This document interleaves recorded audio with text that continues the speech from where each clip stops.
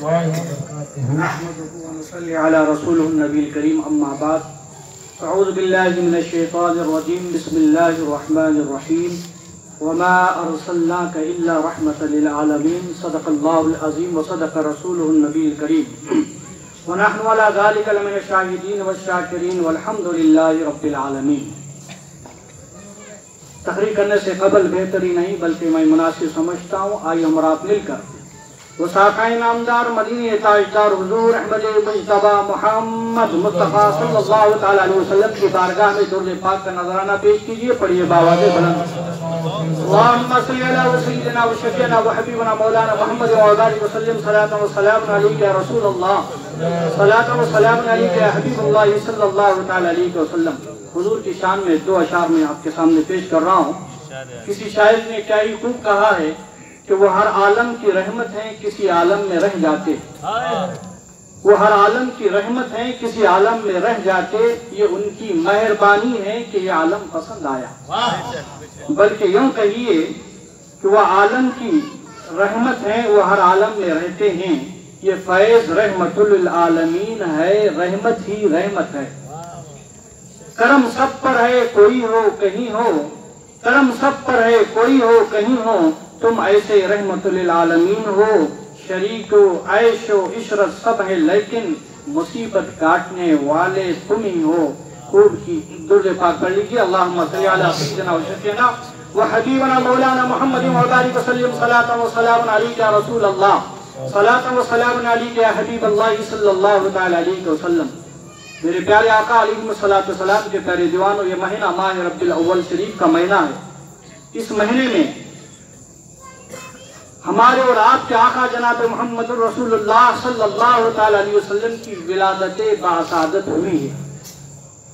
حضور پاک صلی اللہ تعالی وسلم اسی ماہ مبارک میں پیدا ہوئے. تصوف کا ایک نقطہ پیش کر کے میں پھر اپنی تقریر کو لے چلوں.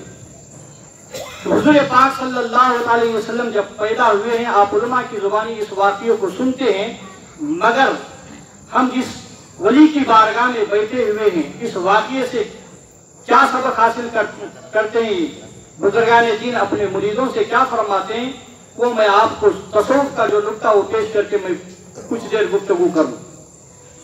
آقا دو عالم صلی اللہ علیہ وسلم جب دنیا میں تشریف لائے، آپ نے علماء کی زبانی سنا ہوگا کہ حضور پاک صلی اللہ علیہ وسلم جب دنیا میں تشریف لائے تو سر سجدے میں تھا اور رب حبلی امتی رب حبلی امتی کہہ رہے تھے.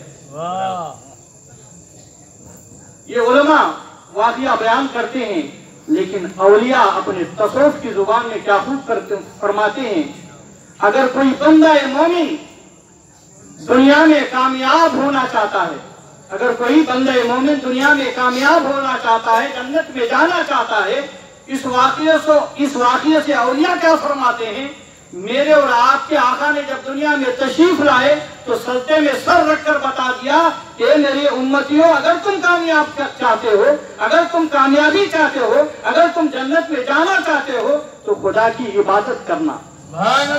تم خدا کی عبادت کرنا. آج ہم اور آپ میلاد کا جلوس تو مناتے ہیں، مگر کہیں دیکھتے ہوں گے کہ نمازیں غائب کرتے ہیں. یہ جلوس کامیاب جلوس نہیں کہلائے گا جب تک خدا کی عبادت جس جلوس میں شامل نہ ہو، وہ جلوس نہیں ہوگا. میرے آقا نے یہ بتا دیا، پیدا ہوتے ہی سر سجدے میں رکھ کر بتا دیا، اگر کوئی میرا امتی کامیابی چاہتا ہے، اگر کوئی میرا امتی جنت میں جانا چاہتا ہے تو خدا کی عبادت پہلے کریں. تو پھر دوسری بات، میرے آقا علیہ السلام نے یہ دعا فرمائی، رب حبلی امتی رب حبلی امتی، اے اللہ میری امت کو بخش دے. تو اس سے بزرگان دین اس واقعے کو سنا کر دو نقطے بیان کرتے ہیں کہ وہ کیا، کہ اگر کوئی بندہ کامیابی چاہتا ہے تو اس کے لیے ضروری ہے کہ پہلے خدا کی عبادت کریں اور دوسرے مخلوق کی خدمت کریں. اگر کوئی بندہ خدا کی عبادت کر کے مخلوق کی خدمت کرے گا تو وہ کامیاب ہو جائے گا، وہ جنتی ہو جائے گا. دیکھیں اولیاء اللہ نے یہی کام کیا ہے، دنیا میں جب تک رہے خدا کی عبادت کرتے رہے، خدا کی عبادت کرتے رہے. دوسرا جو کام کیا ہے مخلوق کی خدمت کرتے رہے. अगर ये दो काम हम करेंगे तो यकीनन हम कामयाब हो जाएंगे, जन्नती हो जाएंगे। और आपने वाकया सुना होगा कि हुज़ूर पाक सल्लल्लाहु अलैहि वसल्लम जब पैदा हुए तो मदीना का एक दस्तूर था कि पैदा हुए जो बच्चे पैदा होते थे तो उनकी परवरिश के लिए दाइयाँ लेकर जाती थी। ऐसे ही हुजूर को भी दाई हलीमा आई, मालदारों के बच्चों को लेकर गई, लेकिन हुजूर अलैहिस्सलाम यतीम थे, इन्हें नहीं लेकर गई। तो मुख्तसर इन्हें यही लेकर क्या जाएंगे, हुजूर ने चाहा नहीं, वो गए नहीं। मुख्तसर ये कि दाई हलीमा जिस ऊंटनी पर बैठकर सवार होकर जब हुजूर पाक सल्लल्लाहु अलैहि वसल्लम को लेने गई थी, वो लागर थी, लंगड़ी थी, लुल्ली थी, पूरे काफिले के पीछे थी और सारे लोग अमीरों के बच्चों को लेकर वापिस आ रहे थे, ये पीछे पीछे जा रहे थे। लोग इन्हें देखकर हंस रहे थे, ये जो कोई गरीब है, लंगड़ी लुल्ली ऊंटनी पर सवार होकर बच्चे की परवरिश के लिए जा रहे थे।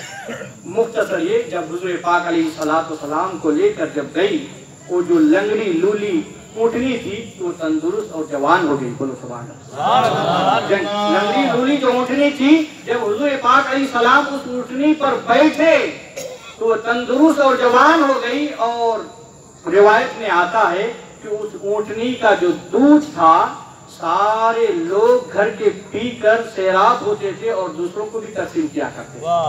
ये बचपन का वाकया है, ये आप वाकया सुनते रहते हैं। मैं एक बात पति की बताऊं क्योंकि दर से तसव्वुफ है। आपने उलमा की जुबानी सुना है कि हुजूर पाक अलैहिस्सलाम ने दाएं पुस्तान नहीं बल्कि बाएं पुस्तान को पिया है। दाएं नहीं बल्कि बाएं पुस्तान को पिया है। इसका मतलब ये, इसलिए दाएं पुस्तान को नहीं पिया कि उनका रजाई भाई था, उसके लिए उनका हक दे दिया। रजाई उनका एक भाई था, उसके लिए उसको दाएं पुस्तान दे दिया। इससे पता चला, मालूम ये हुआ कि हुजूर सारे आलम के लिए रहमत बनकर आए हैं। तो बचपन ही से हक का फैसला करना बता दिया कि मैं नबी वो हूँ जो सारे आलम के लिए रहमत बनकर आया हूँ। मैं अदल नहीं करूँगा तो कौन करेगा? क्या हिंदुस्तान की हुकूमत अदल करेगी? हुजूर पाक अलैहिस्सलाम ने बचपन में अदल करके बता दिया कि मैं आदिल हूँ, इंसाफ करने वाला हूँ। अगर कोई इंसाफ चाहता है तो रसूल पाक अलैहिस्सलाम की सीरत पढ़ ले तो यकीनन वो इंसाफ करेगा, अदल करेगा, फैसला हक करेगा। और दूसरी बात, आज दुनिया तरक्की कर गई है ना, कि दाएं पुस्तान को हुजूर ने नहीं पिया है, बाएं पुस्तान को पिया है। आज दुनिया तरक्की कह के डॉक्टर लोग, साइंसदान ये कहते हैं कि दाएं पुस्तान में ज्यादा दूध होता है और बाएं पुस्तान में दूध कम होता है। मेरे और आपके आका जनाब मोहम्मद रसूलुल्लाह सल्लल्लाहु अलैहि वसल्लम ने जिस पुस्तान पर दूध ज्यादा होता था, उस दूध को, उसका हक रजाई भाई को दे दिया, और जो बाएं पुस्तान में कम होता था वो खुद पी लिए। मेरे आका अलैहिस्सलाम के प्यारे जवानों, हुजूर पाक सल्लल्लाहु अलैहि वसल्लम सारे आलम के लिए रहमत बनकर तशरीफ लाए हैं। आप समझते होंगे ये आयत करीमा मैं अपनी दकनी जुबान में पेश करूं। इस आयत का तर्जुमा है, ए महबूब, हमने आपको सारे आलम के लिए रहमत बनाकर भेजा। इस सारे आलम के लिए रहमत बोले तो क्या होता ना भाई? आप क्या समझे? आपको पूछूं इसमें से खड़े होकर आप बोलिए अभी, ए महबूब, हमने आपको सारे आलम के लिए रहमत बनाकर भेजा है। तो अल्लाह ने जब हबीब पाक सल्लल्लाहु अलैहि वसल्लम को सारे आलम के लिए रहमत बना के भेजा बोले तो क्या? तो आप बोलेंगे क्या? मैं रहमत का मतलब बताऊं, रहमत किसे कहते हैं।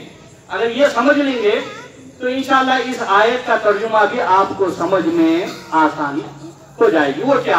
आप देखते हैं आपके घर में, हमारे घर में जब बच्चा रोता, रहमत समझा रहा हूँ, बच्चा रोता है, माँ जब बच्चा जब घर में बच्चा रोता है, माँ उसको दूध पिलाती है ना, मांडी पे सुलाकर थपक के सुलाती और सुलाने के बाद चूल्हे में डाल देती। बच्चा रोया, उसको दूध पिलाना तरबियत, थपक के सुलाना ये मोहब्बत, और फिर सुलाकर कहीं काम में माँ लग जाती तो मुड़ मुड़ के उस बच्चे की तरफ तवज्जो करती, कहीं बच्चा उठा तो नहीं, कहीं बच्चा गिरा तो नहीं झूले से। ये मुड़ मुड़ कर जो देखना ये रहमत। वाह क्या बात। ये जो मुड़ मुड़ कर जो देखना یہ رحمت. بچہ رویا تو اس کو دودھ پلانا یہ تربیت، اور تھپک کے سلانا یہ محبت، مگر اس بچے سے غافل نہ رہنا یہ رحمت. اب بات سمجھ میں آ گئی تو رب فرماتا ہے اے محبوب ہم نے آپ کو سارے عالم کے لیے رحمت بنا کر بھیجا ہے. جب حضور سارے عالم کے لیے رحمت ہیں تو ہم سے غافل ہے ہی نہیں. بات سمجھ میں آ گئی نا، ہم سے غافل ہے ہی نہیں. اور پھر رب فرما رہا ہے اے محبوب ہم نے آپ کو سارے عالم کے لیے رحمت بنا کر بھیجا. بھیجا بول رہا، اللہ کے بھیجے کو اگر سمجھیں گے تو سب سمجھ میں آ جائے گا. اب اللہ کے بھیجے کو وہی سمجھے گا جس کا صحیح بھیجا ہوگا. سمجھ رہے ہیں نا؟ اللہ کے بھیجے کو وہی سمجھے گا جس کا صحیح بھیجا ہوگا. اگر جس کا بھیجا صحیح نہ ہو اللہ کے بھیجے کو کیا سمجھے گا؟ کیا بات ہے. اب بھیجنے کے لیے ایک ہے بھیجنے والا، تو چاہتا ہوں ایک ہے بھیجنے والا. کون؟ اللہ. اور جس کو بھیج رہا ہے وہ رسول اللہ ہے نا. بھیجنے والا اللہ اور جس کو بھیج رہا ہے وہ رسول اللہ صلی اللہ علیہ وسلم، اور جس کی طرف بھیج رہا ہے وہ عالمین. اللہ نے رسول کو بھیج رہا ہے اور عالمین کی طرف بھیج رہا ہے. اب ایک بات ذہن نشین کر لیں، تین کڑی ہے، ایک ہے اللہ، ایک ہے رسول اللہ صلی اللہ علیہ وسلم، ایک ہے عالمین. اب اللہ کو نہ رسول پاک سے ملا نہیں سکتے اور رسول پاک کو عالمین سے ملا نہیں سکتے. اللہ یہ بیچ کی کڑی کو ملائیں گے تو بھی غلطی، اور بیچ کی کڑی نیچے والی سے ملائیں گے تو بھی غلطی. تو جو جس کا مرتبہ، جو جس کا مقام ہے اس کو رکھ کر ہی ہم بات کریں گے تو اللہ کے بھیجے کو سمجھ میں آئے گا. اللہ کے بھیجے کو سمجھنے کے لیے میں نے کہا بھیجا ہونا چاہیے. جو بھیجا نہیں رہے گا تو بہکے باتیں کرے گا. تو میں عرض کر رہا تھا، ہم اور آپ ایک مثال اور دے دوں کہ اللہ نے رسول پاک صلی اللہ علیہ وسلم کو رحمت بنا کر بھیجا. ہمارا بچہ یا آپ کا بچہ کہیں باہر رہتا، اسکول پڑھتا ہے نا بھائی، پڑھتا، اس کو 1000 2000 10,000 20,000 کی ضرورت پڑتی، خط لکھتا ابا حضور مجھے پڑھنے کے لیے آپ یہاں پہ مدرسے میں رکھے ہیں، مجھے ضرورت ہے 10,000 کی. آپ کیا کرتے ہیں؟ ایک منی آرڈر فارم میں فارم بھرتے ہیں، 10,000 بھیج دیتے ہیں. بھیجنے کے لیے منی آرڈر فارم میں کچھ جگہ ہوتی کہ خیر خیریت پوچھنے کی ہے نا. خیر خیریت پوچھنے کی، بیٹا تم کیسے ہو، کہاں ہو، کیسے ہو، تعلیم کیسی چل رہی ہے، کیا حالات ہے. اب بتاؤ کہ یہ دنیا کا دستور ہے کہ آپ صرف اور صرف 5,000 10,000 بھیجنے کے لیے منی آرڈر فارم پہ کچھ اس میں لکھا ہوتا ہے، اس کی حال پوچھیں، اس کی کیفیت پوچھیں. صرف 10,000. یہ کوئی حیثیت ہے 10,000 کی؟ کوئی حیثیت نہیں. صرف آپ اپنے بچے کو بھیجنے کے لیے اس کی خیر خیریت کے لیے وہاں پہ فارم میں لکھا ہوا ہوتا ہے کہ خیر خیریت پوچھتے ہیں ہے نا بھائی. آپ کا پیسہ وہاں پہنچتا ہے تو پھر فارم میں لکھا ہوتا ہے میرے ابا پوچھ رہے ہیں بیٹے تمہاری طبیعت کیسی ہے، تمہاری تعلیم کیسی چل رہی ہے. یہ ٹھیک ہے. تو ہم اور آپ، یہ دنیا کا دستور ہے، ہم اور آپ کسی کو پیسہ بھیجتے ہیں تو اس کا اتنا بڑا اہتمام کرتے ہیں. تو اب بتاؤ دوستو، وہ رب العالمین جو رحمت للعالمین کو بھیج رہا ہے، وہ رب العالمین جو ساری کائنات کا پیدا کرنے والا ہے، وہ رب العالمین جو ساری کائنات کا رب العالمین ہے، وہ رحمت للعالمین کو بھیج رہا ہے، تو کیا وہ ایسے ہی بھیجے گا؟ وہ ایسے ہی نہیں. وہ بھی جب ہمارے اور آپ کے آقا جناب محمد الرسول اللہ صلی اللہ علیہ وسلم کو بھیجا تو قرآن کے 30 پارے کے ساتھ بھیجا.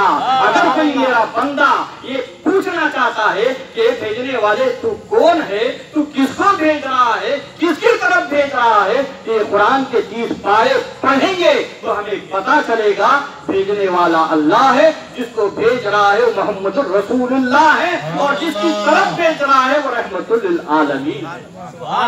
پڑھ لیجیے اللہم صلی علی سیدنا و شفیعنا و حبیبنا